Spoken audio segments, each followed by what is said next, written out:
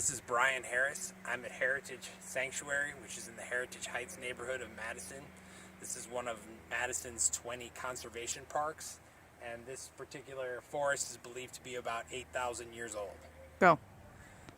This big dead tree is left standing here.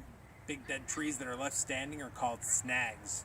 And this one is right at the official entrance to the park here. Emily, can you get this dog's not allowed sign? Here also, we go. Dogs are not allowed.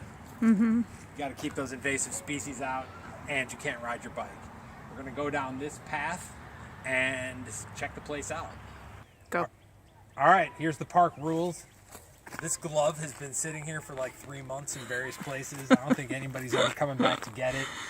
These umbrella-looking plants down here are called May-apples. I think that this is all just one plant, or it's connected by one large rhizome or something like that. I read that these May-apple fields can be like 36 feet wide, but really just be kind of one plant. Go. These white flowers, if you can see over here, are called trillium. This park is really well known for trillium. Trillium only grows in the sun, so even though we're in a shady area, what it does is, if you can get the canopy over here, Emily, there's no leaves on it yet, so the trillium grows under these conditions, and then when the leaves finally form on the tree and it becomes dark in here, then the trillium dies back and goes to seed. There's one more thing, Emily. So everybody here loves the trillium. Everybody's always talking about it. I don't know why. And then over here you have these, which are called bellwort. Very pretty, I think. All right, cool. Want to get a close-up of this trillium, Emily? I do. Look at that. Trillium. Trillium. Go. All right, if you can see this stump, it's got mushrooms all over it. I've always just really liked this stump. Nothing special about it. It's cool, though. It's not attached to the ground. It's really just a piece of wood that somebody put there to rot. There's a lot of, like, old wooden things rotting here and having decomposers grow on them, like that fungus. Look at all this trillium. More. You can also probably see there are a lot of shrubs in here that are like, I don't know, 5 to 10 feet tall. It kind of forms like an underforest. I don't even know what you would call it. Mostly this is an oak forest, I believe. So let me see. I think this is a white oak right here. Just a guess. I'm terrible at identifying trees. Looks like it, right? They got like this grayish bark. All right, you can hit pause. Go. This is a Jack in the Pulpit. All right. Over here on the left side of the trail, so to the west, is just an incredible amount of May-apple. Then over here on the other side of the trail, there's no May-apple. It's just all trillium. Oh. Here are some houses that back up onto the sanctuary. If you look over here, you can't really see it, and we can't really walk over there, but there's a plastic liner there that the creek we're going to see later empties out into, and the plastic liner takes all the water under Meadowlark Drive, which is over there. So we're going to go see the creek pretty soon. But this is just the plastic part of the creek, because it used to flood here all the time until they put the plastic thing in. Man, look at this tree. This tree is really big. Crazy. All right. One thing that I notice a lot that's really apparent here is how many fallen trees there are. I think the image of the forest that's always been in my mind is one where it's just live trees. But if you look around here, fallen trees are very much part of this environment. Like right here, and they're just left there to rot and return to the earth. It's awesome. This one over here has moss all over it. A lot of moss. And there's just dead stuff here. Well, those look like that was all cut down. Right here, somebody cut a tree in half from where it must have fallen and started blocking the trail, I think, just this winter. This looks like a new fallen tree. All right, let's go over here. So here the path forks. If you go to the west side, you get to see the creek, which is starting over here. You got the creek, Emily? So the path goes by the creek more here. You can see how close the houses are too here. Yeah, the houses are really close here.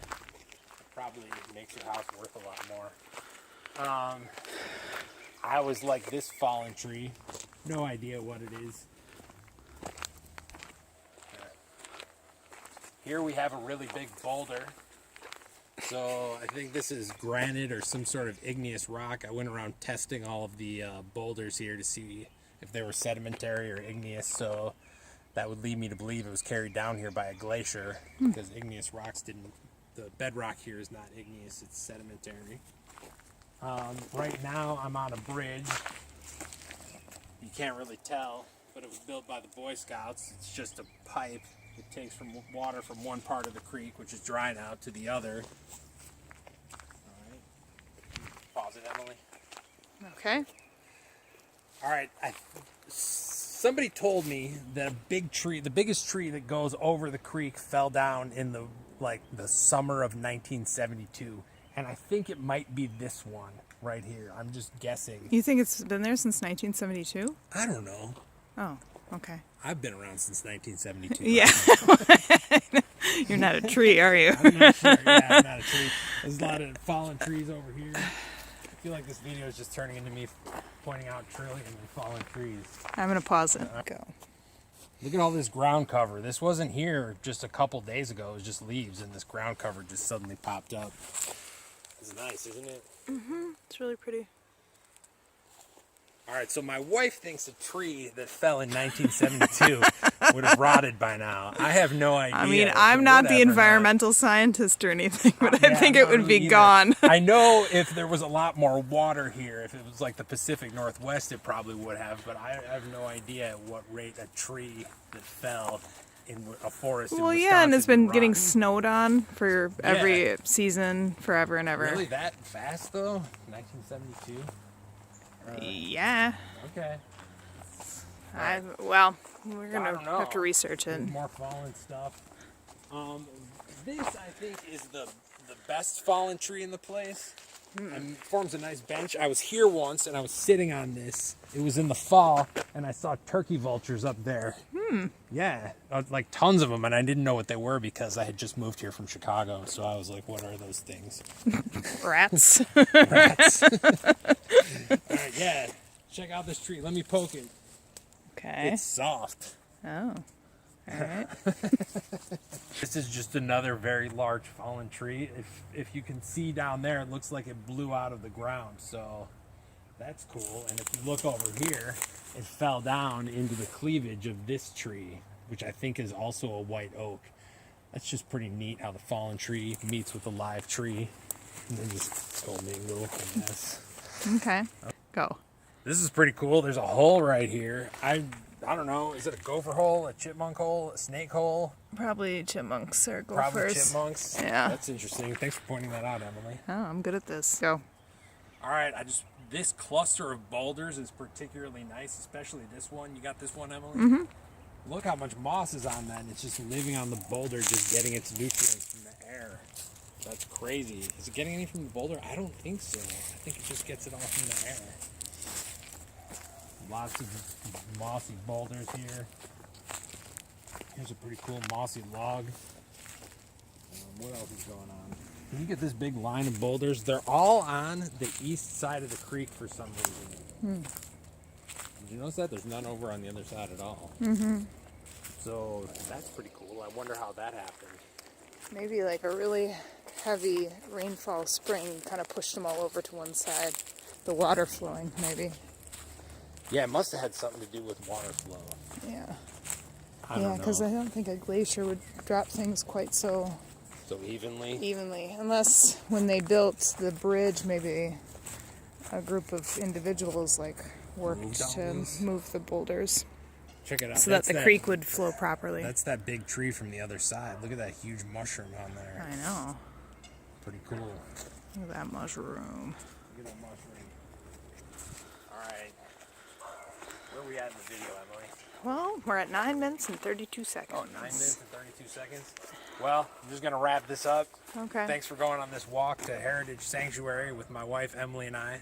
Thanks for your camera work, Emily. Mm-hmm. If you want to see Trillium and a lot of trees that have fallen over and are getting decomposed, come here. Nice place for a run, too. Yeah, yeah. Yeah.